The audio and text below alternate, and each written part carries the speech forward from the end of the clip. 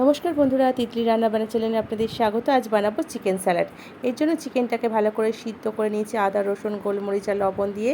তারপর ঝুড়ো ঝুড়ো করে ছাড়িয়ে নিয়েছি। এরপর প্লেটের মধ্যে দিয়ে দিলাম, আর এর মধ্যে দিয়ে দিলাম গ্রেট করা গাজর, গ্রেট করা শসা আর পেঁয়াজ সরু করে কুচানো দিয়ে সুন্দর করে গোল করে সাজিয়ে নিলাম।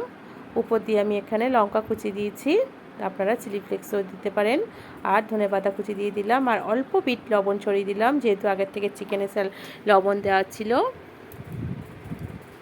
আর একটু গোলমরিচ গুঁড়ো দিয়ে দিলাম। আর এখানে আমি মেয়োনিজ ইউজ করেছি, যারা ডায়েট করেন তারা মেয়োনিজ ছাড়া করতে পারেন।